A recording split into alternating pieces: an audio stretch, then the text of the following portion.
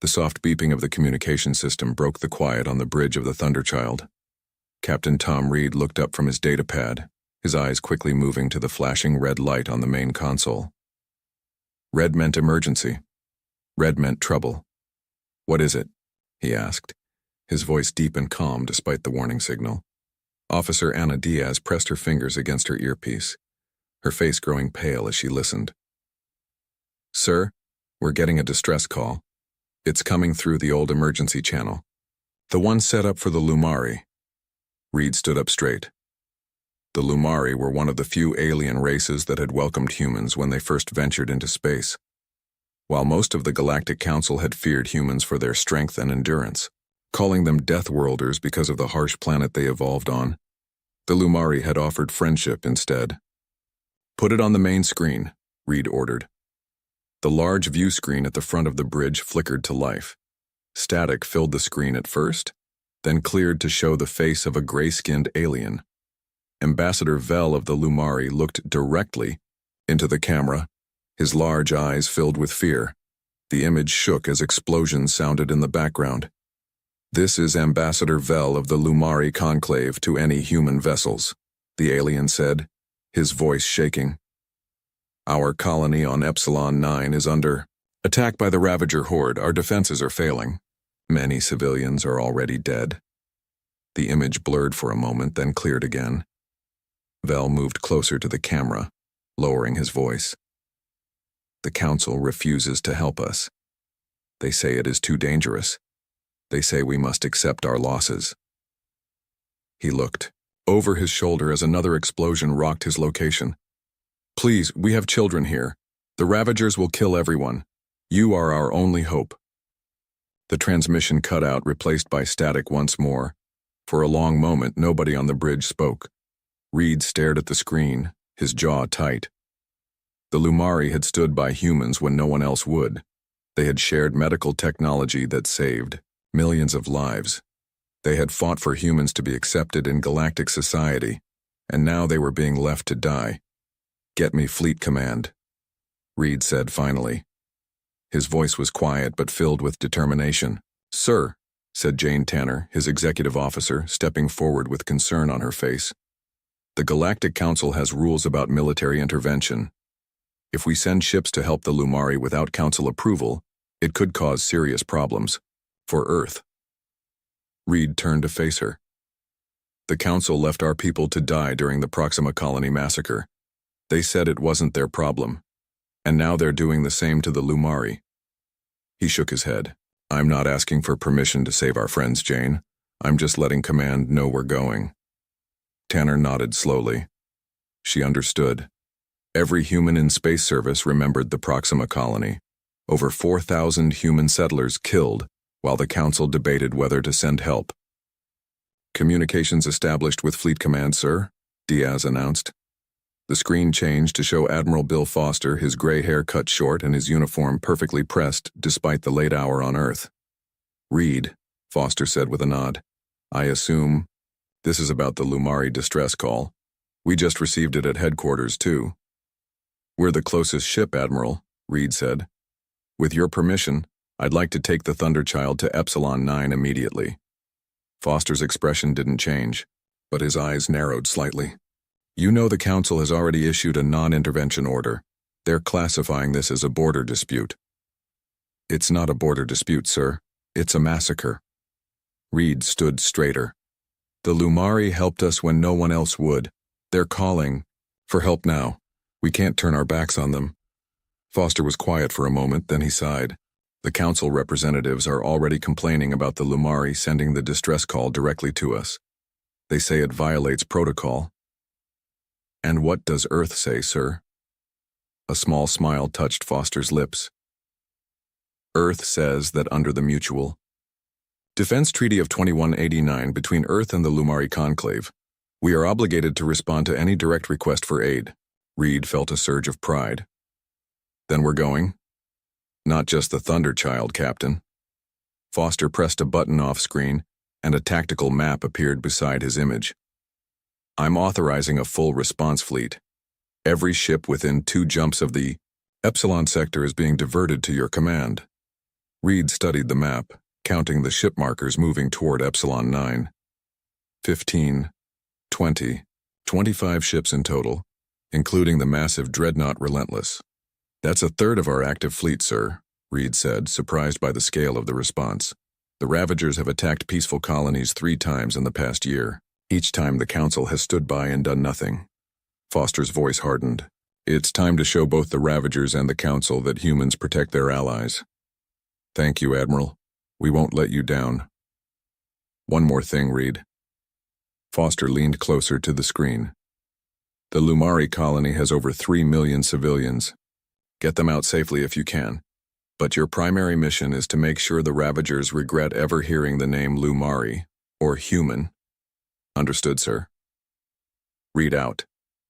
As the screen returned to the tactical display, Reed turned to his crew. Every person on the bridge was watching him, waiting for orders. He could see the determination in their eyes. Humans had evolved on a world that tried to kill them every day. They had survived predators, natural disasters, and harsh conditions that would have destroyed most species. That history had made them strong, resilient, and fiercely protective of those they considered friends. Battle stations, Reed commanded. Navigation, plot jump coordinates to Epsilon 9. Weapons, bring all systems to full readiness. Communications, send word to the response fleet. Rendezvous at these coordinates in 6 hours. The bridge erupted into action as each officer moved to their station. And Anna, Reed said quietly to Diaz. Send a message to Ambassador Vell. Tell him help is coming. Diaz nodded, a smile breaking through her professional demeanor. Yes, sir. As the Thunderchild prepared to jump to light speed, Reed looked at the star map showing the Lumari colony's location. The Ravagers thought they had found easy prey. They thought they could attack a peaceful species without consequences. They were about to learn what happened when you threatened someone under human protection. Engines at full power, sir, reported the navigation officer. Ready to jump on your command. Reed took his seat in the captain's chair. Take us out. Maximum speed. The stars outside the viewports stretched into lines as the Thunderchild leaped into hyperspace, leading the way for the human fleet that would soon follow. The Lumari had called for help, and humanity had answered. Admiral Kate Bell walked quickly through the gleaming hallways of the Galactic Council's main building. Her boots made sharp sounds against the polished floor. 2 junior officers followed behind her, struggling to keep up with her pace. They've been in session for 3 hours, said Lieutenant Dan Moore, checking his datapad. The Lumari representative has been trying to get them to send help. Bell nodded, but didn't slow down. News of Captain Reed's fleet heading to Epsilon 9 had reached the Council, and she needed to deal with the political fallout. As Earth's senior military representative to the Council, it was her job to explain humanity's actions, not to ask permission. The massive doors to the Council chamber slid open as they approached. Inside, representatives from 27 different alien species sat in rising tiers around a central speaking area. The room fell silent as Bell entered. High Counselor Fear looked down at her from his elevated seat. His long, thin fingers tapped against the surface of his desk in obvious irritation. Like many Council species, the Trell had evolved on a low-gravity world, giving them elongated limbs and fragile bodies. They viewed humans, who had evolved on a high-gravity death world, with a mixture of fear and distaste. Admiral Bell, Fear said, his voice echoing in the quiet chamber. The Council was just discussing the unauthorized movement of human warships toward Epsilon 9. Bell stood straight, her hands clasped behind her back. Unlike the aliens seated comfortably around her, she remained standing, another subtle reminder that humans were still considered outsiders here. There's nothing unauthorized about it, High Counselor, she replied calmly. Earth received a direct distress call from the Lumari colony under attack by Ravager forces. We are responding under the terms of our mutual defense treaty. Fear's assistant, a slender alien named Nux, leaned forward. That treaty was never approved by the full Council. It doesn't need Council approval, Bell said. It's a bilateral agreement between Earth and the Lumari conclave. Murmurs spread through the chamber. Many council species had been surprised when the peaceful Lumari had formed an alliance with the aggressive humans years ago. The council has already classified this incident as a border dispute, Fear said. Our non-intervention policy is clear in such matters. Bell raised an eyebrow. A border dispute? The Ravagers are attacking a civilian colony with 3 million residents. Our reports indicate they've already destroyed the outer defense ring and are targeting residential areas. Regrettable, Fear said, spreading his hands. But the Lumari knew the risks when they established a colony so close to disputed space. From his seat, the Lumari representative finally spoke up. Councillor Trell was older than Ambassador Vel, his gray skin lined with age, but his large eyes held the same desperation that Vel's had shown in the distress call. We requested help through proper channels first, Trell said, his voice shaking slightly. The council voted against intervention. You said your predictive models indicated we could evacuate essential personnel before the colony fell. That is correct, Nux replied, consulting his own datapad. Our models show the defense grid will hold for approximately 47 more hours, sufficient time for your scientists, government officials, and cultural leaders to depart. And the rest? Bell asked sharply. The families, the children, what happens to them? Fear sighed, as if explaining to a child. Admiral, the Ravagers seek resources, not conquest. Once they have stripped the colony of valuable materials, they will leave. Any casualties are unfortunate, but were always a statistical possibility. In a frontier settlement, Bell felt her temper rising but kept her face calm. This was why so many humans distrusted the Council. To most Council species, evolved on safer worlds with fewer predators, survival came through caution and avoidance of conflict. To sacrifice millions to save billions seemed logical to them. Humans who had fought their way to the top of a deadly food chain saw things differently. I came here as a courtesy, Bell said finally, to inform you that Earth forces are already en route to Epsilon 9. Captain Reed of the Thunderchild leads a response fleet that will defend the Lumari colony. The chamber erupted in protests. Fear raised his hands for silence. Admiral, you must recall your ships immediately, he demanded. The Council has not authorized military action. The Council doesn't command Earth's military, Bell replied, and we don't need your authorization to help our allies. This is exactly why many Council members opposed admitting humans to galactic society, Nux said, his voice rising. You're too aggressive, too quick to resort to violence. Bell smiled. Without humor. Yet when the Hive attacked Proxima Colony and killed 4,000 human settlers, the Council called for measured response and diplomatic solutions. You debated while our people died. She stepped closer to the center of the room. We learned our lesson. We won't stand by while the same happens to our friends. The Ravagers are not like other threats you have faced, Fear warned. They consume entire worlds. Their technology is advanced, their numbers vast. Your fleet will be destroyed. Maybe, Bell acknowledged. But humans don't abandon their allies just because the fight might be hard. The humans cannot be allowed to, Nux began. Fear raised a hand, silencing his assistant. His expression changed from anger to calculation. Let them go, he said quietly. Surprised murmurs spread through the chamber. High Counselor, Nux questioned. Perhaps the humans need to learn why the Council avoids confronting the Ravagers, Fear said, his eyes fixed on Bell. They've consumed more advanced civilizations than yours, Admiral. This may be the lesson humanity needs to accept their place in the galactic order. Bell understood the implied threat.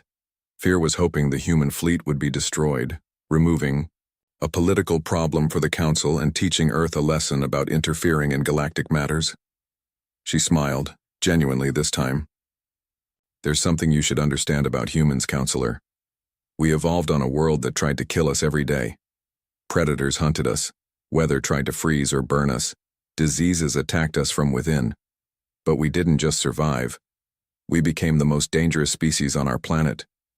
Bell turned to leave but paused at the doorway. You think sending our fleet against the Ravagers will teach us to be afraid? I think it might teach the Ravagers to fear us instead. As the door closed behind her, Bell's communication device beeped. A message from Fleet Command. The first ships of the response fleet had arrived at Epsilon 9 and engaged the Ravager forces. The battle had begun. Back in the council chamber, the representatives continued to argue about the human intervention. Only Councillor Trell of the Lumari remained silent, a small smile on his aged face as he thought about the human ships racing to save his people. The council had always feared the humans for their strength, endurance, and willingness to fight. But the Lumari had seen something else in the Deathworlders: loyalty, courage, and a fierce determination to protect those they called friends. For the first time since the Ravager attack began, Trell felt hope. The humans were coming, and they would not come alone. They would bring with them all the terrible, wonderful traits that had allowed them to survive and thrive on their deadly homeworld. The Ravagers were about to learn what it meant to face the children of Earth. Lieutenant Greg Wilson guided his small scout ship through the field of broken metal and frozen debris. What used to be the Lumari colony's outer defense ring was now just space junk. His sensors beeped constantly, warning him of obstacles. "Easy, girl," he whispered to his ship as he carefully navigated around a spinning chunk of what had been a defense platform. Behind him, the first wave of Earth's response fleet dropped out of hyperspace. 30 warships ranging from fast frigates to the massive dreadnought Relentless. The sudden appearance of so many human vessels lit up space like new stars being born. Wilson tapped his communication panel. "Command, this is Pathfinder. I'm seeing the damage firsthand now. The outer defenses are completely gone." Captain Reed's voice came through clearly. "What about the Ravager ships? How many?" Wilson checked his sensors, counting the enemy vessels surrounding the colony. "I count 17 Ravager ships in total." He paused as his scanner finally calculated the size of the largest enemy ship. "Sir, their main ship it's huge, almost 2 kilometers long." "Any sign that the Lumari are still fighting back?" Reed asked. Wilson adjusted his scanners, focusing on the colony itself. "Yes, sir. One defense platform is still shooting. The ID main colony has ground-based shields protecting the central dome where most people live." He checked the readings again. "But the shields are getting weaker. I'm reading thousands of life signs inside the dome." "Any response from the Ravagers to our arrival?" As if answering Reed's question, Wilson's tactical display lit up with warnings. The Ravager fleet had detected the human ships and was changing formation with surprising speed. "They've seen us, sir," Wilson reported, his heart beating faster. "They're forming attack patterns." He watched as the alien ships moved with a fluid grace that belied their massive size. "They're fast." "Return to the fleet, Pathfinder," Reed ordered. "All ships battle plan Delta. Focus fire on their escort vessels." There was a brief pause, then, "Commander Lee, you're up." The calm, confident voice of Commander Mark Lee responded, "Fighter wings launching now, Captain." Wilson turned his scout ship around and pushed the engines to maximum. As he raced back toward the human fleet, his rear camera showed an amazing sight. From the bellies of Earth's carrier ships, small fighter craft poured out into space. 120 of them, moving in perfect formation. Unlike the large, bulky Ravager ships, human fighters were small, fast, and built for close combat. And each one was piloted by a human who had trained in gravity conditions that would crush most alien species. The first Ravager ship to face the human fighters was a cruiser almost as large as a small moon. It fired a barrage of energy weapons, creating a wall of deadly plasma that would have destroyed most Council ships. But the human fighters didn't react like Council ships. Instead of retreating from the danger, they adjusted their shields and flew straight through the barrage. Some took hits that made their shields glow brightly, but they kept going. Impact in 3, 2, 1. Lee counted down over the comm. The fighters released their weapons, but not bombs or missiles. Instead, they launched penetrator drones, small machines designed to attach to enemy ships, cut through their hulls, and deploy their secret cargo, human soldiers. Inside the Ravager cruiser, armored humans materialized in corridors never meant to be defended against enemies inside the ship. The Ravagers had evolved for space combat and had never faced enemies who would willingly board their vessels. Wilson reached the safety of the human fleet just as the battle fully erupted. The Thunderchild moved forward, its main guns firing at a Ravager destroyer. The shots hit with perfect accuracy, breaking through the alien ship's shields and tearing into its hull. "Pathfinder, dock with the Relentless," Reed ordered. "We need your sensor data." "Yes, sir," Wilson replied, turning his ship toward the massive human dreadnought. As he approached the Relentless, Wilson got a clear view of the battle unfolding around him. 2 Ravager ships were already drifting, their engines dark and hulls breached by boarding parties. But the other Ravager vessels were fighting back hard. Energy beams sliced through space, and one human frigate exploded as it took a direct hit to its engines. The Relentless opened its docking bay, and Wilson carefully guided his scout ship inside. As soon as he landed, he grabbed his data core and ran to the bridge. Admiral Jack Turner, commander of the Relentless, looked up as Wilson entered. "Lieutenant, what did you see out there?" Wilson handed over the data core. "Sir, the Ravagers are focused on destroying the colony's shield generators. If they succeed, 3 million Lumari civilians will be defenseless." Turner nodded grimly. "Show me." Wilson pulled up his sensor data on the main screen. It showed the Ravager mothership using a powerful beam weapon to hammer at the colony's shields. "How long will those shields hold?" Turner asked. Wilson checked the readings. "At the current rate of attack, less than 2 hours, sir." Turner turned to his tactical officer. "Target the mothership, all main guns."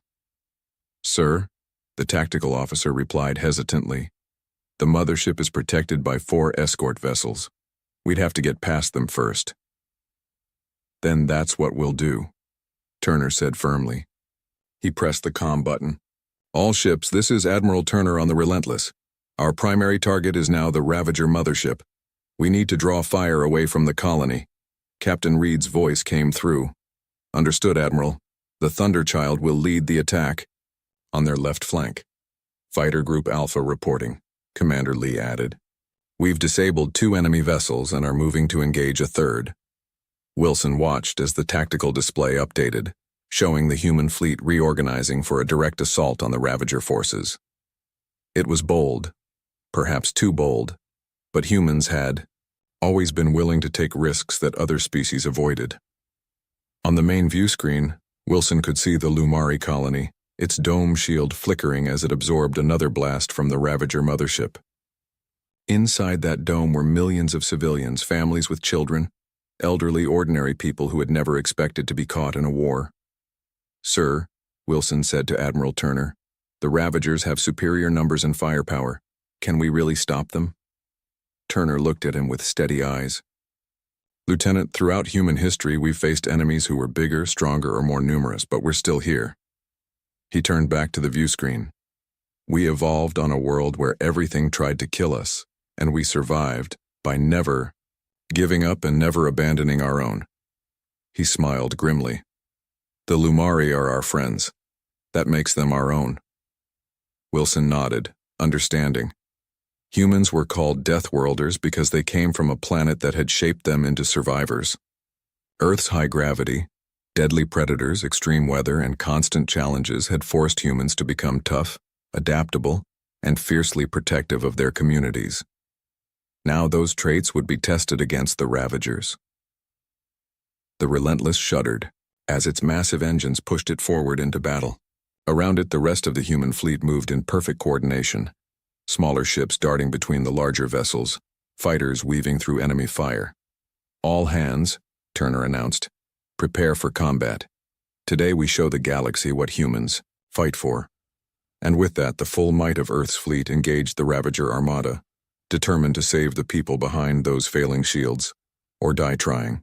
3 hours into the battle, Captain Tom Reed stood on the bridge of the Thunderchild, studying the tactical display with tired eyes. 7 Ravager vessels had been destroyed or captured, but the cost had been high.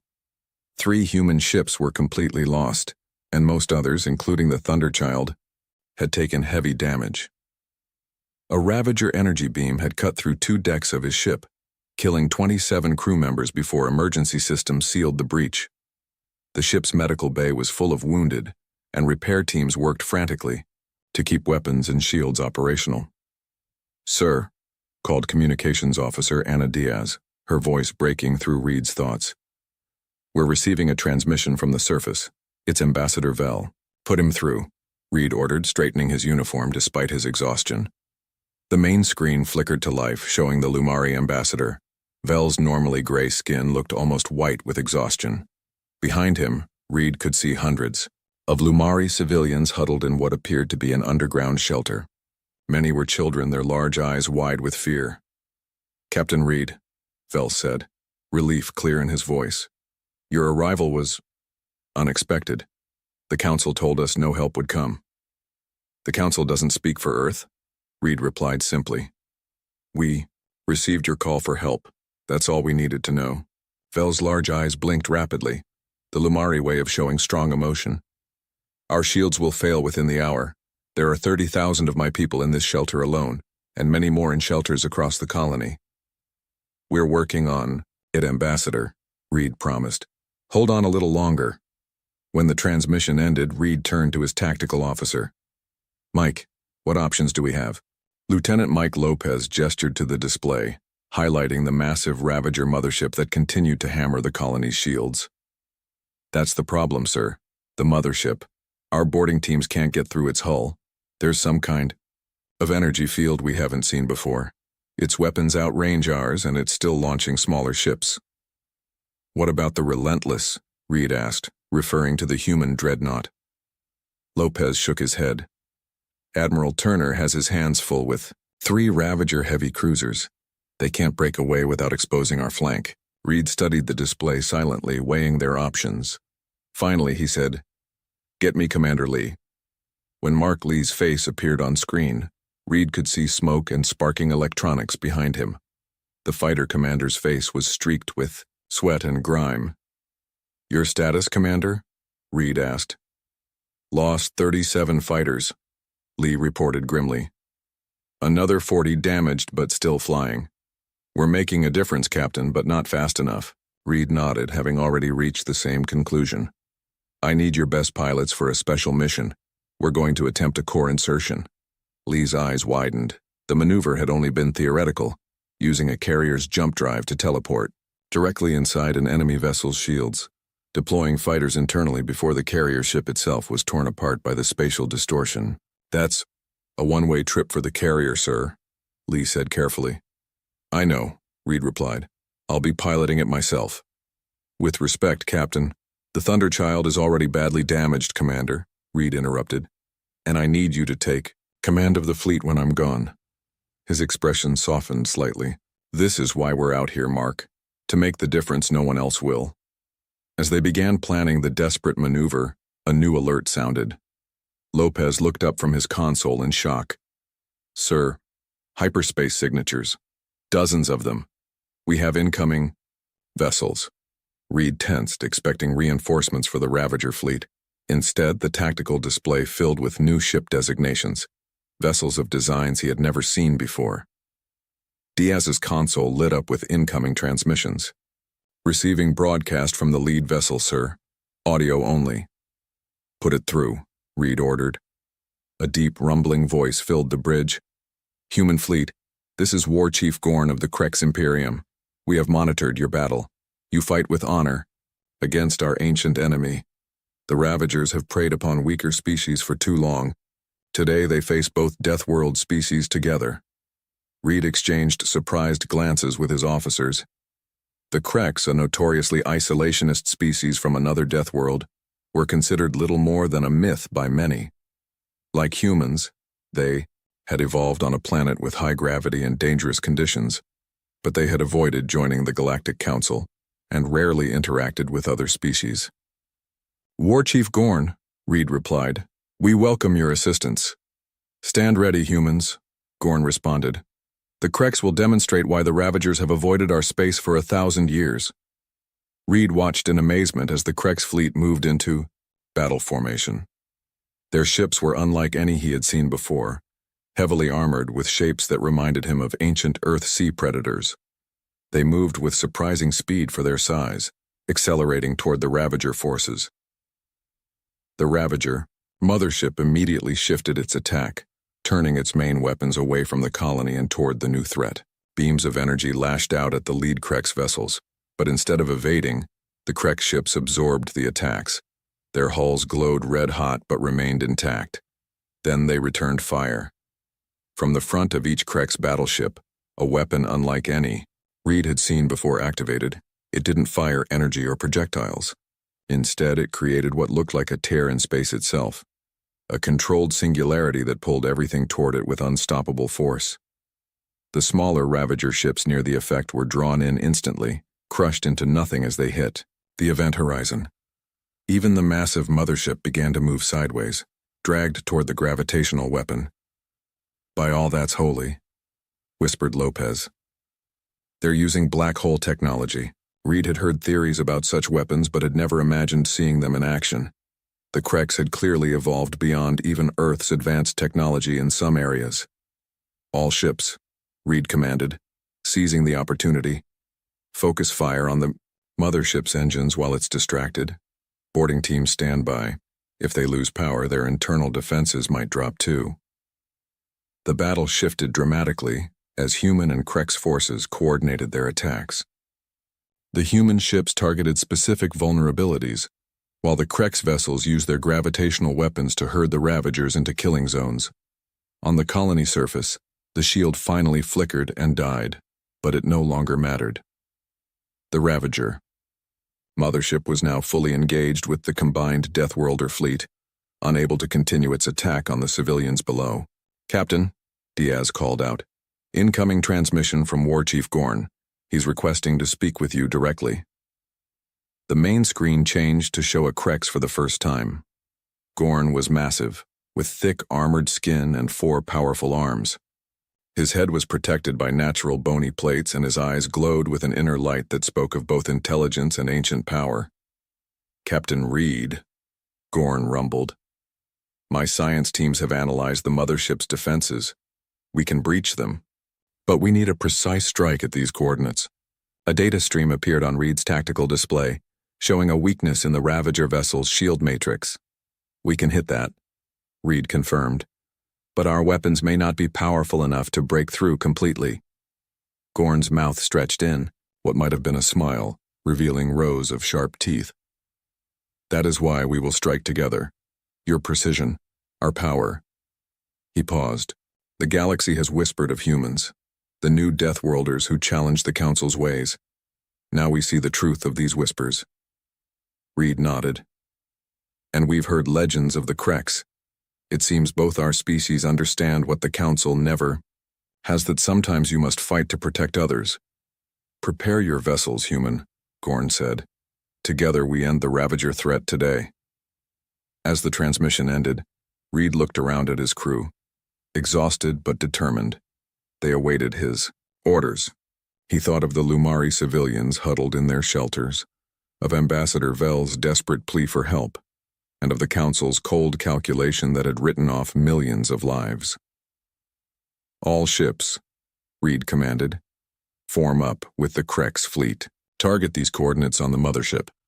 Today we show the galaxy what happens when Deathworlders unite." 3 weeks after the battle, Ambassador Vel stood with Captain Tom Reed at the observation window of the Lumari colony's main tower. Below them, the rebuilding efforts were in full swing.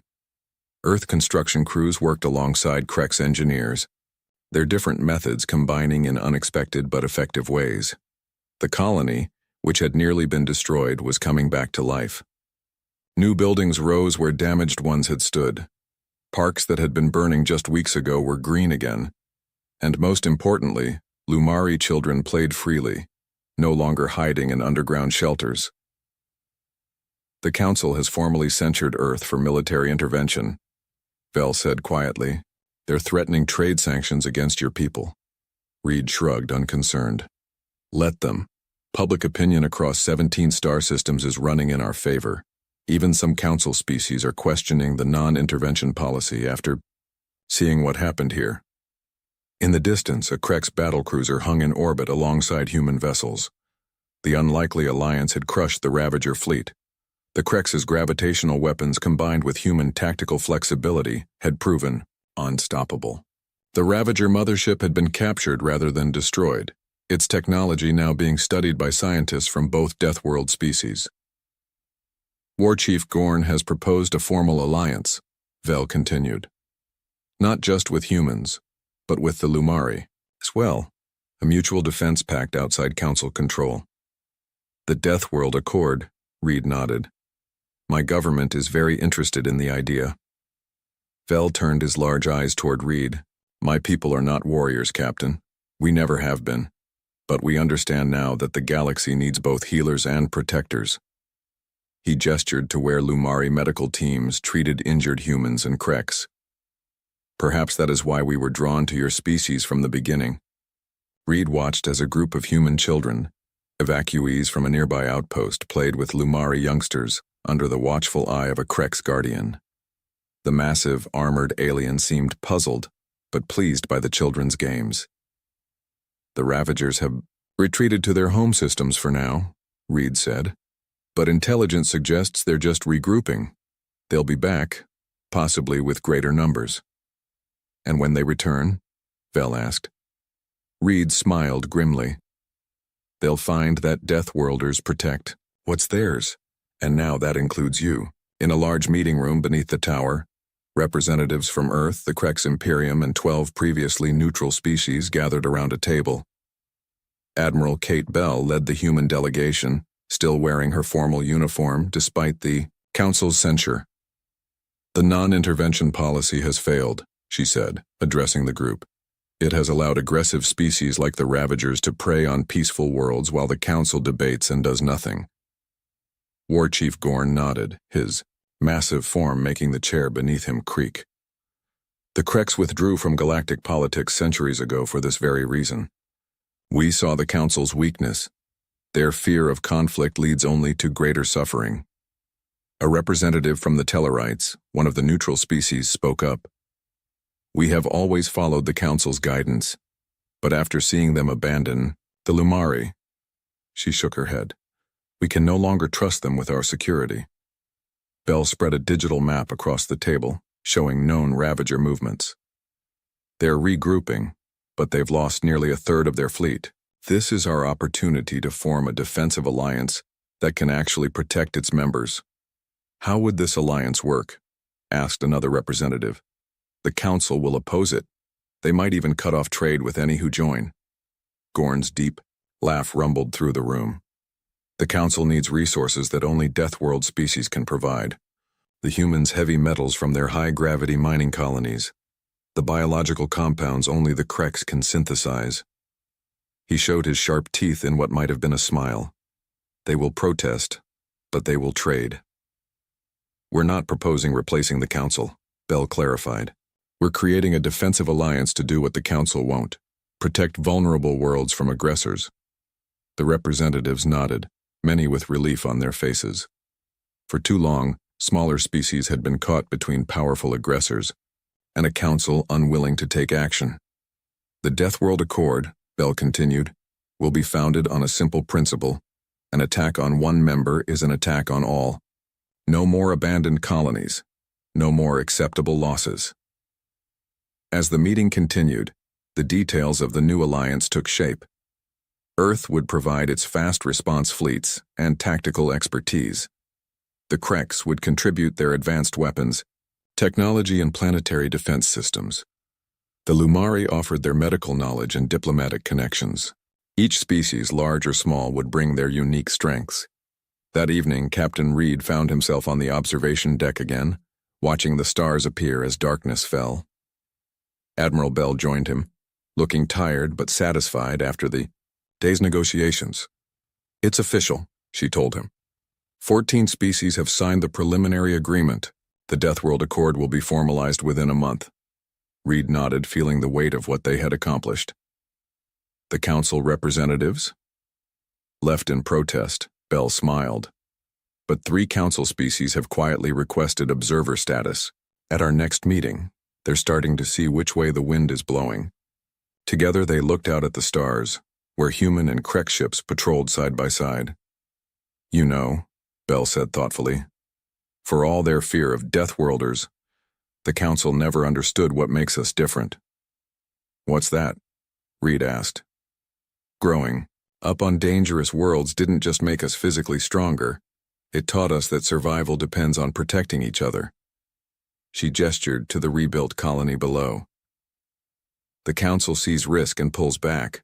We see danger and move forward, especially when others need help. Reed smiled. Deathworlders united. And not just us anymore, Bell added. The Lumari and others are learning that sometimes you need to fight for peace. As night fully claimed, the sky, more stars became visible, countless worlds circling distant suns. Among them were peaceful species who had lived in fear of the next attack, never knowing if help would come. But things were changing. Word was spreading across the galaxy. If danger threatened, if aggressors attacked, help would come. The Deathworlders, humans, and Krex and their allies would answer the call. The Ravagers would return eventually, and when they did, they would not face isolated, defenseless colonies. They would face the combined might of species united by a simple promise: we protect our own. In the command center beneath them, representatives continued working late into the night, planning defensive networks and response protocols. The message to the galaxy was clear. The era of hiding behind non-intervention policies was over. A new alliance had been born among the stars, and at its heart stood the most unlikely of allies. Species forged in the fires of worlds that had tried to kill them, now extending their protection to those who couldn't protect themselves. The Deathworlders had arrived on the galactic stage, and they were here to stay.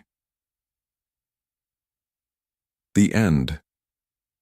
The vast emptiness of space stretched endlessly beyond the viewports of the Lumari Command Center. Admiral Trell stood with his 4 slender arms clasped behind his back, his pale blue skin reflecting the soft glow of the monitoring stations. The Lumari homeworld hung like a jewel in the darkness outside, its peaceful blue-green continents dotted with the gentle white lights of their cities. Admiral, we have detected an unusual signal, Officer Ven reported, her large oval eyes blinking, rapidly in excitement. It appears to be a distress call, but it doesn't match any known Lumari or allied species patterns. Trell moved closer to the console, his movements graceful in the low gravity that the Lumari had evolved in. Their species had developed on a world with minimal environmental threats, no large predators, mild weather patterns, and abundant resources. This peaceful evolution had shaped them into a civilization of scientists, artists, and explorers, rather than warriors. Can you determine the source? Trell asked, leaning over Ven's shoulder to study the signal pattern. It's coming from the edge of our territory, in the Orion Arm, Ven replied, bringing up a star map. Specifically from Mining Sector 7, where we've never established any outposts. The signal pulsed again, its pattern clearly artificial, but unlike anything in the Lumari database. The command center fell silent as the officers listened to the yow, strange, urgent tones that somehow conveyed desperation across the language barrier. It must be a new species, said Commander Lori, the second in command. One we haven't encountered before. Trell nodded slowly. The Lumari have always valued life in all its forms. If someone is in trouble, it is our duty to help. He straightened up, his decision made. Prepare the Benevolence for immediate departure. We will answer this call. The Benevolence was the pride of the Lumari fleet, not a warship, as the peaceful Lumari had little need for such vessels, but a massive rescue and diplomatic vessel. At nearly 2 kilometers long, it carried the best medical facilities, scientists, and diplomatic teams the Lumari could provide. Within hours, the great ship broke orbit, its elegant curves gleaming in the light of the Lumari sun as it accelerated toward the source of the mysterious signal. On the bridge, Trell reviewed what little information they had. The signal continues to repeat, but it's growing weaker, reported Navigation Officer Mel, his fingers dancing over the holographic controls. Whatever is sending it may not have much time left. Maximum speed, Trell ordered, and alert the medical teams to prepare for unknown physiology. We can't know what kind of beings will be helping. The Benevolence traveled for 3 days, pushing its engines to their limits. As they approached the source of the signal, the sensors began to pick up more details. "Admiral, I'm detecting debris," Sensor Officer Dax announced, his voice tight with concern. "A lot of it. And there are energy signatures consistent with weapon discharges." Trell felt a chill run through his body. The Lumari had encountered few truly violent species in their explorations. Their part of the galaxy had been largely peaceful, with most conflicts resolved through diplomacy. "Show me," he commanded. The main view screen filled with an image that made several bridge officers gasp. A small outpost floated in space, nearly torn apart. What must have once been a mining facility was now mostly rubble, with one central structure still intact but heavily damaged. "The distress call is coming from that central module," Dax said. "There are life signs, but they're faint and unusual. Nothing matching any species in our database." "And the attackers?" Trell asked. "Gone for now. But there are warp signatures, indicating they left less than a day ago. They could return." Trell considered this information carefully. The Lumari were not equipped for combat, but they couldn't abandon whoever had survived this attack. "Take us in," he ordered. "Prepare a medical team for immediate transport to the survivors, and keep our sensors at maximum range. I want to know immediately if anyone returns." As the Benevolence approached the ruined outpost, the crew got their first clear visual of the structure. It was blocky and utilitarian, built for function rather than beauty, very different from the elegant Lumari designs. "Those are reinforced hull plates," observed Security Chief Pax with surprise. "Much stronger than necessary for normal space operations. Whoever built this was expecting trouble." The docking team reported that they had established an airlock connection with the damaged station. Medical Officer Jor led a team of 6 through the airlock, carrying diagnostic equipment designed to work with unknown biology. Trell waited anxiously on the bridge, watching through the team's cameras as they made their way through the damaged corridors of the alien structure. The interior was shocking. Signs of intense fighting were everywhere. Burn marks scored the walls and strange dark fluid was splattered across surfaces. "Admiral," Jor's voice came through with a tremble. "We've found survivors, but you need to see this." The camera feed showed a sealed room where 3 beings were huddled. Trell leaned forward, his eyes widening as he got his first look at the unknown species. They were bipedal, with 2 arms and 2 legs, covered in a tight-fitting material that appeared to be some kind of protective suit. But what struck Trell was their build, dense, heavy, with thick limbs and pronounced musculature even visible through their suits. One was clearly injured, dark red fluid seeping through a tear in their covering. "Their gravity must be much stronger than ours," whispered Lori beside him. "Look at that bone density on the medical scan." As the medical team approached, one of the aliens moved with shocking speed, placing itself between the injured one and the Lumari. It held some kind of device that Trell immediately recognized as a weapon. "We come to help," Jor said, using the universal translator which projected calming tones even if the words couldn't be understood yet. The alien seemed to hesitate, then spoke in a rough, deep voice. The translator couldn't decipher the language, but the universal signs of pain and desperation needed no translation. "They're dying," Jor reported. "Whatever attacked them used some kind of energy weapon that's causing cellular breakdown. I've never seen anything like it." Slowly, the standing alien lowered its weapon and gestured to its injured companion. As the Lumari medical team moved in to help, Trell noticed something on a nearby console, a recording device still running. "Can we access their logs?" he asked. "We need to know who attacked them and why." The technical team began working on the alien computers while the medical team stabilized the survivors. What they found sent a wave of dread through the Lumari crew. "Admiral," the communications officer reported, "we've partially decoded their recent transmissions.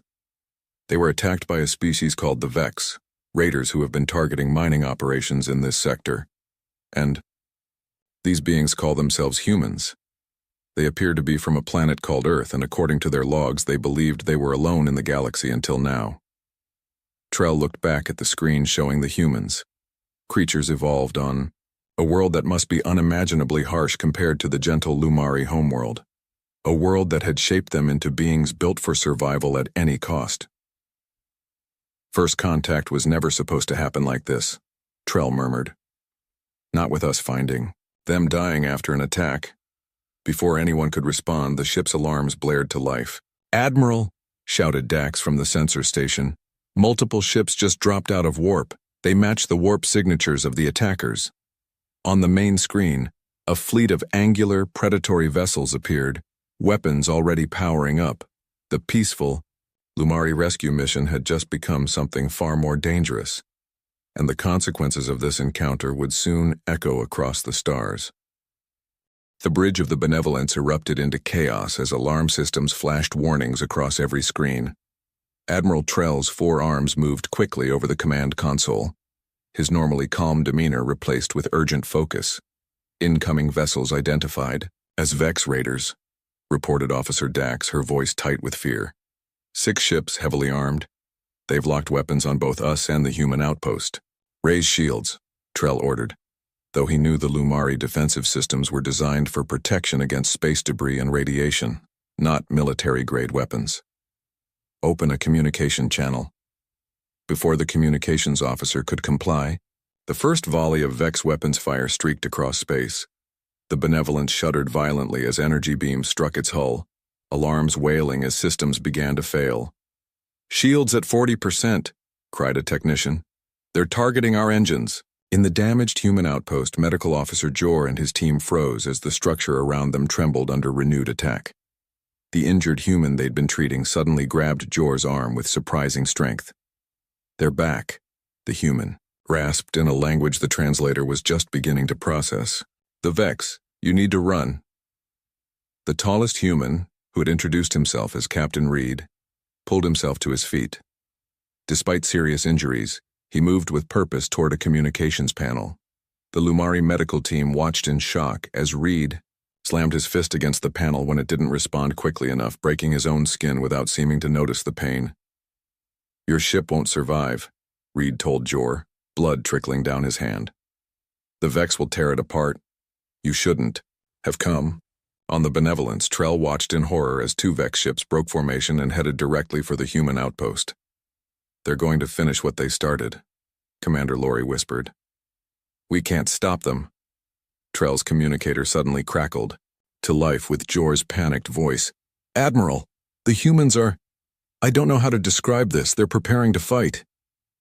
Inside the outpost, Reed and the other mobile human, a stocky female engineer named Tate, were pulling open equipment lockers. They extracted what were unmistakably weapons, heavy, brutal-looking devices that even the injured humans reached for with practiced hands. "You need to get your people back to your ship," Reed told Jor as he checked his weapon. "We'll hold them off as long as we can." "That's suicide," Jor protested. "There are only 3 of you and you're all injured." Reed's face twisted into what the Lumari would later learn was a smile, though it contained no joy, only grim determination. "We're humans," he said simply. "This isn't our first bad day." On the bridge of the Benevolence, Trell was making a difficult decision. "Prepare for emergency warp jump," he ordered. "We can't match the Vex in combat." "But Admiral," Lori objected, "our people are still on the human outpost." Before Trell could respond, the sensor officer called out, "Admiral, the outpost's airlock is cycling. Something's leaving it." The view screen showed a small, battered craft detaching from the human outpost. It was clearly a lifeboat of some kind, though designed with the same utilitarian functionality as the rest of the human structure. "The humans are evacuating," Trell said with relief. "No, Admiral," corrected the sensor officer. "Our medical team is aboard that craft. The humans are still in the outpost." As they watched, the small craft powered up and began accelerating toward the Benevolence. At the same time, the outpost's remaining systems seemed to come alive, weapon ports opening along its damaged hull. The lifeboat carrying the Lumari medical team docked with the Benevolence, just as the first Vex ship came within range of the human outpost. What happened next would be burned into the memory of every Lumari witness. The outpost, which had seemed nearly destroyed, suddenly unleashed a barrage of weapons fire that tore through the approaching Vex ship's shields. Inside, the 3 injured humans had activated defense systems that had been playing dead, waiting for this moment. Impossible, breathed Commander Lorry. The energy readings from those weapons. Medical Officer Jor rushed onto the bridge, his uniform stained with the red human blood. Admiral, we must help them. The humans gave us their escape craft. They stayed behind to cover our retreat. Trell stared at the battle unfolding before them. The human outpost was fighting with desperate ferocity, but the Vex ships were regrouping, surrounding it. Meanwhile, 4 more Vex vessels were turning their attention to the Benevolence. We can't match their firepower, Trell said quietly. If we stay, we die too. On the communications channel, Captain Reed's voice suddenly came through, now translated, clearly by their systems which had analyzed enough of the human language. Lumari vessel, this is Captain Reed. Get your ship out of here now, we'll keep them busy. We can't abandon you, Trell responded. You're not abandoning us, Reed replied, his voice steady even as explosions could be heard in the background. You're carrying our message.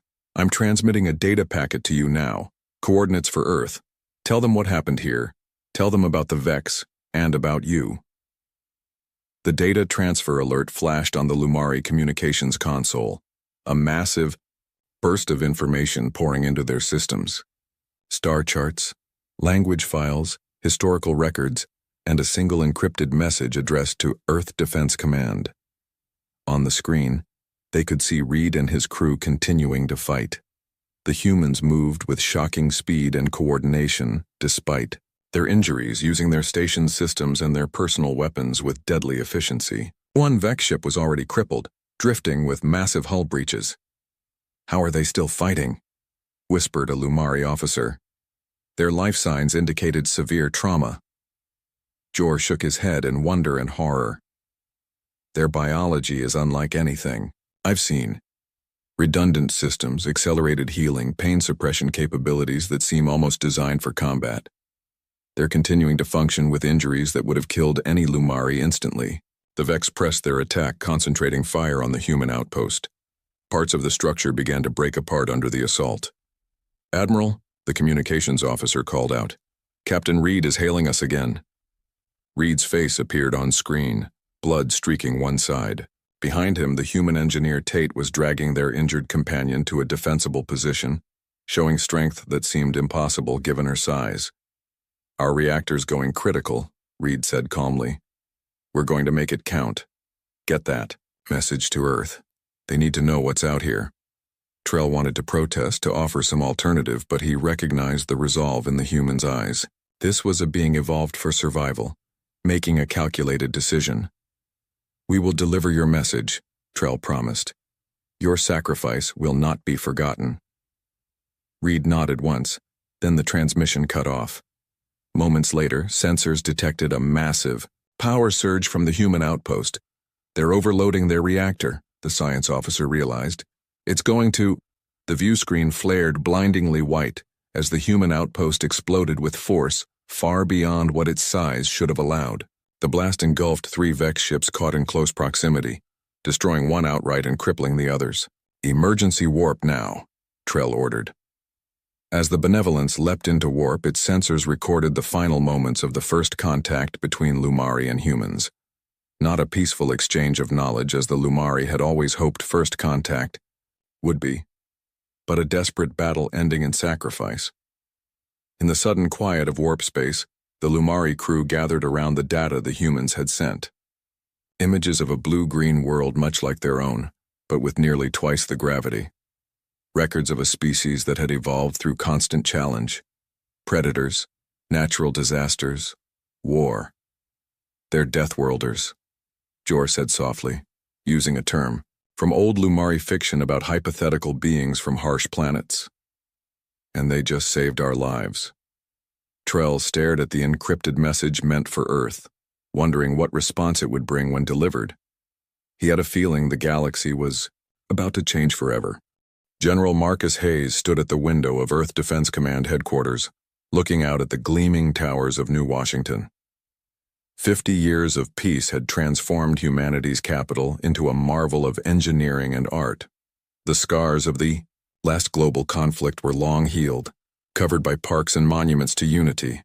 That peace was about to end. Sir, his aide called from the doorway. They're ready for you in the war room. Hayes nodded, straightening his uniform before making the short walk down the corridor. The war room was already filled when he arrived. Admirals, generals, and scientific advisors seated around the large circular table. At the head of the table sat President Eliza Warren, her face grave. "Ladies and gentlemen," Hayes began without preamble, 26 hours ago we received an encrypted transmission from the mining vessel Horizon, which went silent 3 weeks ago in the Orion sector. The transmission contained first contact, protocols and evidence of 2 previously unknown alien species. The room remained silent as Hayes activated the central display. The hologram showed the elegant curved shape of the Lumari vessel Benevolence, followed by images of the blue-skinned, 4-armed Lumari themselves. The first species calls themselves the Lumari. According to Captain Reed's report, they responded to the Horizon's distress call. They appear to be peaceful, technologically advanced, but with minimal military capability. Hayes swiped to the next image, the angular, predatory ships of the Vex fleet. The second species is known as the Vex. They are responsible for the attacks on our mining operations that we previously attributed to pirates or equipment failure. They appear to be technologically advanced and highly aggressive. Admiral Jackson, commander of the Earth Fleet, leaned forward. "And Reed? His crew?" Hayes's jaw tightened. Captain Reed and his people sacrificed themselves to ensure the Lumari ship escaped with this information. Their final act was to overload the Horizon's reactor, taking 3 Vex ships with them. A moment of silence fell over the room. Respect for the lost miners. "The Lumari are bringing Reed's full report to us," Hayes continued. "Their vessel should arrive at the edge of our solar system within 5 days. So we have confirmed first contact with not 1 but 2 alien civilizations," President Warren said, her voice steady despite the historical weight of the moment. "And our first interaction with both was violent. Not with the Lumari," corrected Dr. Chen, the xenobiology expert. "They attempted rescue. According to the transmission, their medical team tried to save our people." Hayes nodded. "The Lumari appear to be potential allies. The Vex are definitely hostile." He paused, looking around the table. "There's something else you need to understand. Both species evolved on worlds very different from Earth." He brought up comparative planetary data. The Lumari homeworld has approximately 0.6 Earth gravity. Their atmosphere is thicker than ours, but with lower oxygen content. They evolved with minimal environmental threats, no large predators, mild climate variations, and abundant resources. "And the Vex?" asked Admiral Jackson. "Similar planetary conditions, though with somewhat higher gravity, about 0.8 Earth gravity. Still significantly less than what we evolved in." The implications hung in the air. Every person in that room understood what it meant. Humans had evolved on a world that these aliens would consider brutally hostile.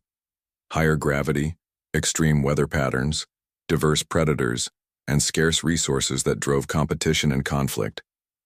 To them, we're Deathworlders, Dr. Chen said quietly.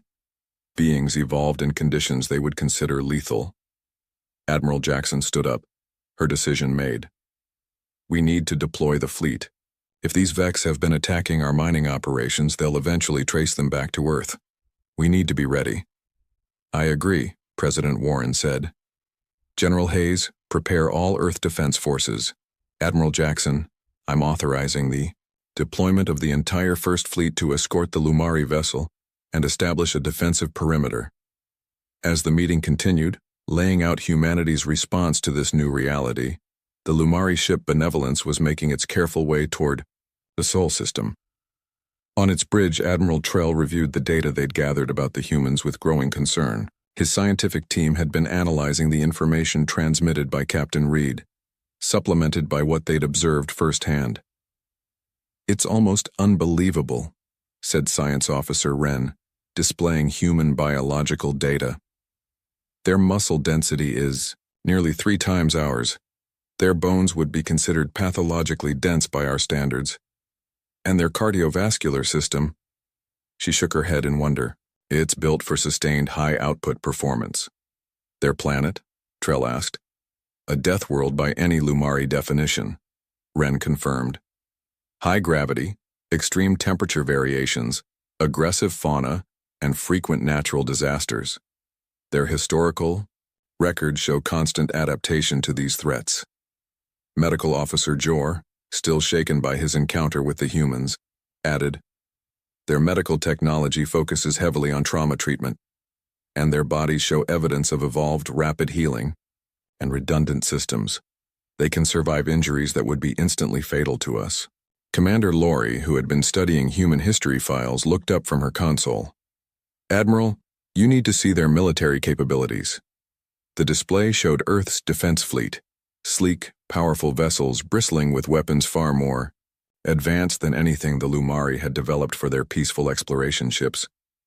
These vessels were built by a species that expected to fight, Lori said quietly.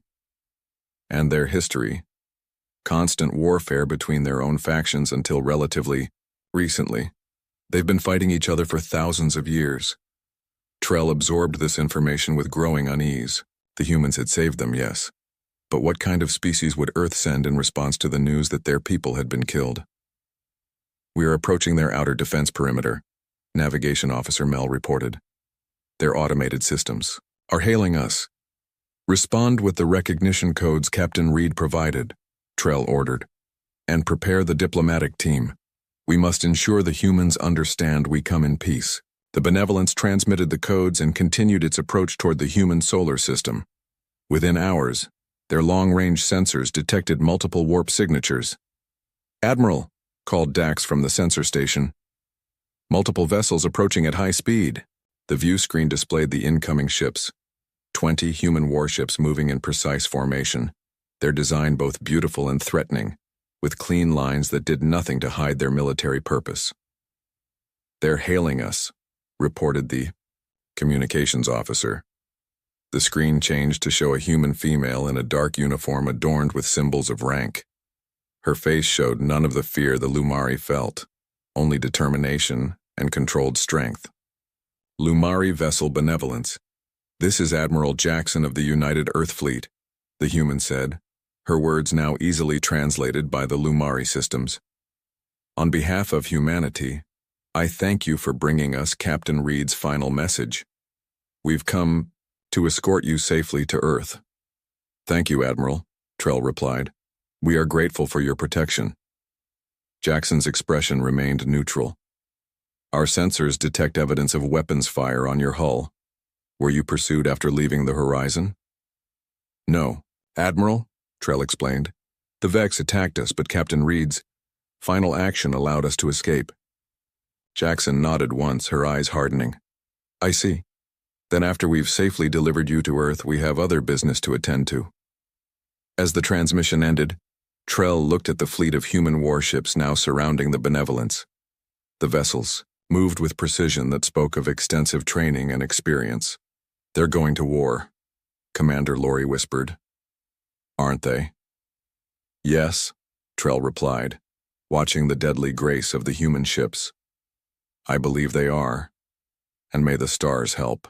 The Vex when these Deathworlders find them.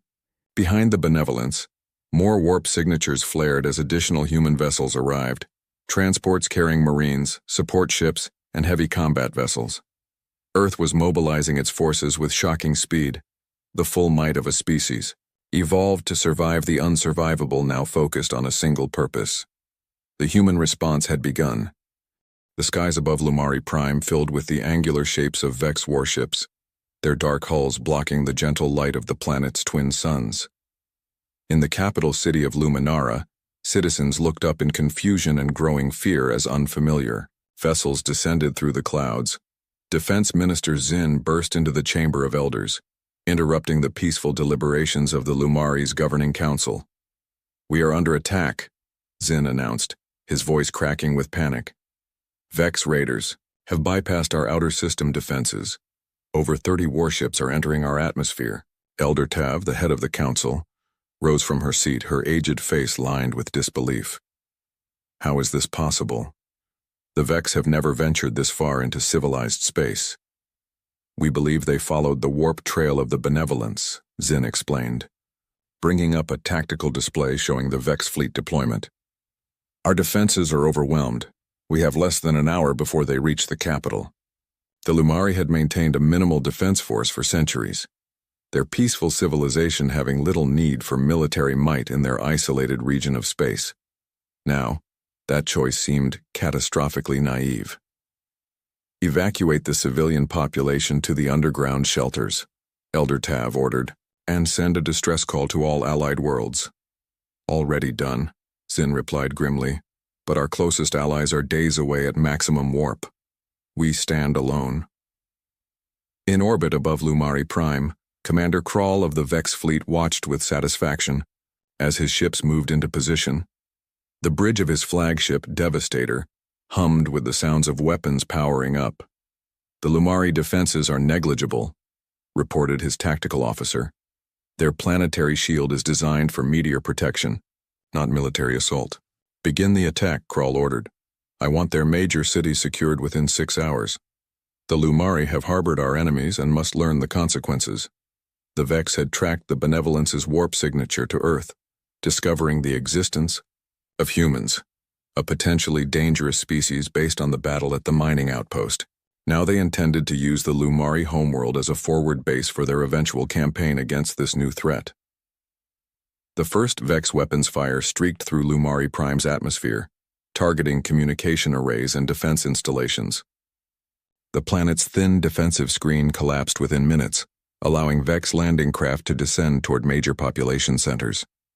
In Luminara, civilians rushed toward shelter areas as the first explosions rocked the city's outskirts. The few Lumari defense vessels rose to meet the invaders, but were quickly overwhelmed by superior Vex firepower. Elder Tav and the Council gathered in the emergency command center beneath the government complex, watching in horror as their peaceful world burned. Our outer colonies must be warned, said Elder Mora, the youngest of the Council. If the Lumari homeworld falls, they must preserve our civilization. All long-range communications have been destroyed, Zin reported. We are cut off. A junior communications officer suddenly called out from his station. Ministers, I'm detecting multiple warp signatures at the edge of our system. The Vex reinforcements, Elder Tav said, her voice hollow. No, the officer replied, his tone shifting to confusion. These signatures don't match Vex configurations. I don't recognize them. At that moment, in the space above Lumari, Prime reality rippled as 50 warships dropped out of warp simultaneously. Their designs were sleek and powerful, hulls gleaming in the light of the Lumari suns. On the bridge of the UES Defender, Admiral Jackson stood with her hands clasped behind her back, surveying the battle already in progress. Status report, she ordered. 36 Vex vessels identified, her tactical officer reported. 22 in low orbit, 14 on the surface. Planetary defenses have been neutralized. They haven't detected us yet. Jackson nodded, her face set in determined lines. Deploy the fleet in Formation Delta. Target the Vex vessels in orbit first, and open a channel to all frequencies. The communications officer complied, and Jackson spoke in a clear, commanding voice. This is Admiral Jackson of the United Earth Fleet. We received your distress call. We are here to help. Her message echoed across all frequencies, reaching the desperate Lumari below and the surprised Vex above. Then, without further warning, the human fleet attacked. The Vex had never encountered anything like the ferocity and precision of human warfare. The Earth vessels moved with perfect coordination, their weapons systems far more powerful than anything the Vex had faced before. Within minutes, 7 Vex ships had been destroyed, their debris raining down through the atmosphere. Commander Krall stared at his tactical display in disbelief. What species is this? He demanded. How did they find us? Unknown, Commander, his intelligence officer replied. But the signatures match what our forward scouts reported from the mining outpost incident. These must be the humans from that encounter. Krall's eyes narrowed. All ships regroup and focus fire on their lead vessel. We still outnumber them. The Vex fleet adjusted, bringing their weapons to bear on the Defender. Energy beams lanced out, striking the human flagship's shields. For a moment it seemed the combined firepower might overwhelm the Earth vessel. Then the Defender's shields flared and held. Return fire, Admiral Jackson ordered calmly. The human vessel's main batteries responded, cutting through 2 Vex ships with devastating precision. Throughout the system, the same scene repeated as human warships engaged the Vex with overwhelming force. In the Lumari Command Center, the Council watched in amazement as unknown ships decimated their attackers. Who are they? Elder Mora asked, watching the tactical display. Before anyone could answer, a new transmission came through, accompanied by a visual feed showing a blue-green planet. People of Lumari Prime, said a human female in formal attire. I am President Eliza Warren of Earth. We received your people's distress call when they encountered our mining vessel. Now we answer your call for help. The Vex attacked our people, and they have attacked yours. We will not allow this aggression to stand. The Lumari Council stared in shock at these beings from an unknown world, coming to their defense without being asked. Above the planet, the space battle was quickly becoming one-sided. The Vex, realizing they were outmatched, began to retreat. From orbit, some vessels attempting to warp away. The human fleet pursued relentlessly, disabling escape routes and methodically eliminating threats.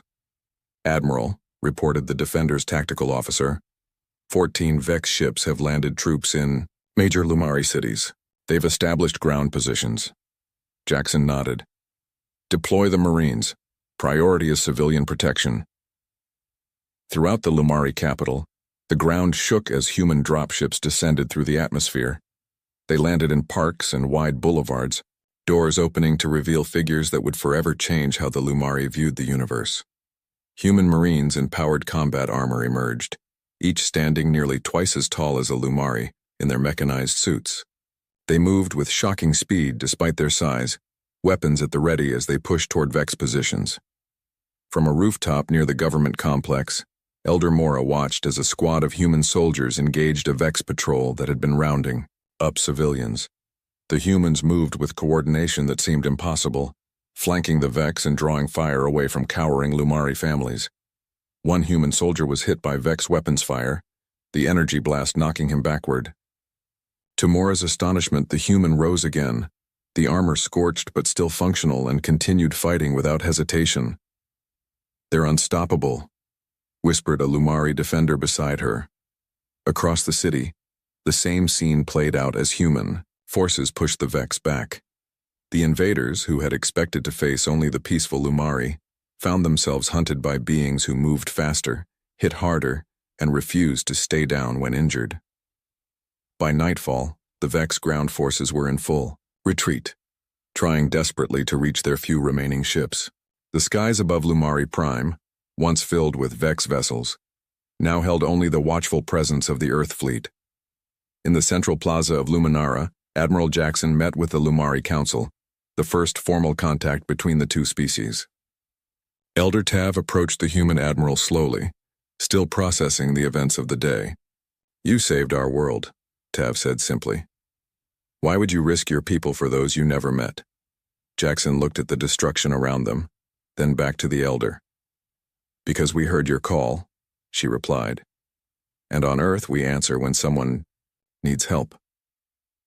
As night fell on Lumari Prime, its people looked up at their stars with new understanding, both of the dangers that lurked in the darkness and of the unexpected allies who had crossed the void to stand beside them. 1 month after the Battle of Lumari Prime, the Great Hall of Unity sparkled under the gentle light of floating luminescent orbs. The circular chamber, hastily repaired after the Vex attack, now hosted representatives from 2 worlds that until recently had been unaware of each other's existence. On one side sat the Lumari Council of Elders, their 4-armed forms draped in ceremonial silver robes. Opposite them, the human delegation looked solid and substantial by comparison. President Warren, Admiral Jackson, and several Earth military and diplomatic officials in formal uniforms adorned with medals and insignia. Elder Tav rose to speak, her voice amplified throughout the hall. 1 cycle ago our worlds were strangers, she began, using the Lumari time measurement that approximated an Earth month. Today, we gather to formalize an alliance that was born in fire and sacrifice. The hall fell silent as Tav activated a holographic display, showing the combined fleet that now orbited Lumari Prime. sleek human warships alongside the more graceful Lumari vessels. The Vex believed us weak, Tav continued. They saw our peaceful nature as vulnerability. Perhaps they were right. She turned to face the human delegation directly, but they did not account for the possibility that somewhere among the stars existed beings who evolved in conditions we would consider impossible, beings with the strength, speed, and determination to cross the void in answer to a distress call from a species they had never met. President Warren stood to respond, her movements measured and careful in the lower gravity of the Lumari world. The people of Earth have long wondered if we were alone in the universe, she said. We now know the answer is no, but we have also learned that the galaxy holds both friends and enemies. She gestured toward a wall where a memorial had been erected. The names of Captain Reed and his crew who died on the mining outpost displayed alongside the Lumari who fell defending their homeworld. Our first contact came at a terrible price, Warren continued, but it has forged a bond between our worlds that I believe will endure. The treaty we signed today is more than a military alliance. It is a promise that neither humans nor Lumari will ever stand alone against threats like the Vex again. As the leaders signed the formal documents in orbit above them, a different kind of exchange was taking place. On the observation deck of the human flagship Defender, Lieutenant Max Rivera watched as a group of Lumari scientists carefully examined human equipment. The material composition is fascinating, said Lumari engineer Kelv, running a scanner over a human combat suit. How do you maintain structural integrity at such density without compromising flexibility? Rivera smiled. The Lumari had quickly moved past their initial fear of humans. Once they realized the physical differences between their species were advantages rather than reasons for concern.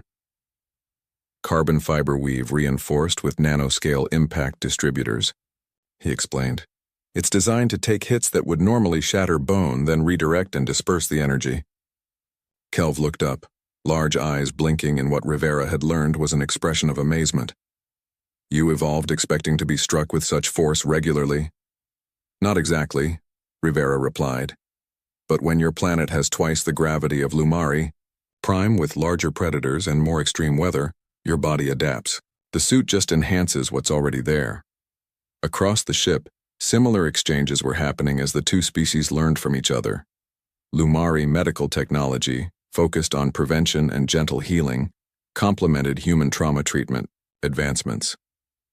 Human defensive systems paired with Lumari sensor technology created security networks far superior to what either race had developed alone.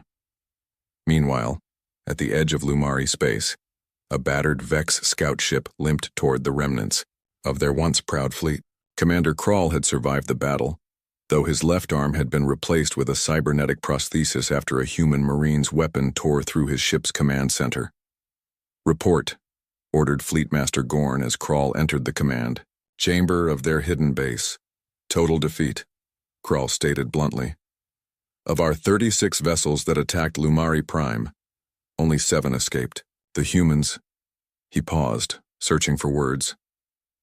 They are unlike any species we have encountered. Gorn's eyes narrowed. Explain. They evolved on a high-gravity world with extreme environmental pressures, Krall said, activating a display showing human biological data gathered during the battle. Their physical capabilities exceed ours by factors of 3 to 5 in most categories. Their technology is optimized for warfare in ways ours is not. One species cannot change the balance of power in this sector, Gorn insisted. Krall's expression hardened. This one can, and will. He brought up footage captured during the battle. Human Marines moving with shocking speed, warships executing maneuvers that strained structural limits, weapons designed to maximize destruction. They call their homeworld Earth. Its gravity is nearly twice that of our world. What we consider combat training, they consider basic survival skills. On a dozen worlds across the sector, similar conversations were taking place as news of the battle spread. Species that had considered themselves apex civilizations suddenly faced the reality that beings from a death world had entered galactic politics. Back on Lumari Prime, As the formal treaty signing concluded, Admiral Jackson and Elder Tav stepped onto a balcony overlooking the rebuilt city center. "Your people work quickly," Jackson observed, watching Lumari citizens moving through the streets below. "A month ago, this area was in ruins." "We have always been builders rather than destroyers," Tav replied. "It is in our nature to create rather than to fight." Jackson nodded. "That's why our alliance makes sense. You build, we protect." Tav turned to study the human admiral. "May I ask a personal question?" "Of course." "When you received our distress call, you mobilized your entire fleet. You risked your people for strangers. Why?" Jackson considered the question carefully. "There's an old saying on Earth, the only thing necessary for evil to triumph is for good people to do nothing. We've learned that lesson through centuries of our own conflicts." She looked out at the horizon where a human vessel was landing, with medical supplies. "Humans evolved through constant challenge," Jackson continued. "Predators, natural disasters, war. We survived it all. But that harsh evolution gave us something else alongside our physical adaptations." "What?" Tav asked. "Empathy," Jackson replied simply. "The understanding that survival often depends on helping others. That the strongest among us have a duty to protect those who cannot protect themselves." As night fell over Luminara, news spread across 100 worlds. On some it brought fear, the realization that a species of Deathworlders had emerged with technology matching their physical capabilities. On others, especially those who had suffered under Vex aggression, it brought hope. In a small settlement, on the far edges of known space, a young alien governor listened to the reports with growing interest. His people had been raided by pirates for generations, their calls for help ignored by larger powers who considered their world too remote to matter. "Send a message," he instructed his communications officer. "To Earth." "What should it say?" the officer asked. The governor looked at the latest report of missing colonists taken by raiders. "It should say, 'We need help. We have heard that humans answer such calls.'" Across the stars, as the message traveled toward Earth, dozens of other worlds began to do the same. Distress calls and requests for alliance from species who had watched the Battle of Lumari Prime with wonder. The age of isolation was ending. On Earth, in the headquarters of the newly formed Interstellar Defense Command, General Hayes reviewed the latest intelligence reports. Star charts now marked with potential allies, threats, and civilizations in occurring need of protection. "It seems the galaxy is waking up to our existence," he remarked to Admiral Jackson, who had just returned from Lumari Prime, "and sending us their distress calls." Jackson added, indicating the growing list of requests for aid. Hayes looked out at the fleet preparing to depart. Not just warships now, but hospital vessels, construction ships, and diplomatic carriers. "We spent centuries wondering if we were alone," he said quietly. "Turns out the galaxy was just waiting for someone strong enough to help." As the Earth fleet departed, carrying human determination to new stars, the message that had begun with Captain Reed's sacrifice continued to spread. Beware the humans, evolved on a death world, built for survival, and willing to answer when the vulnerable call for help.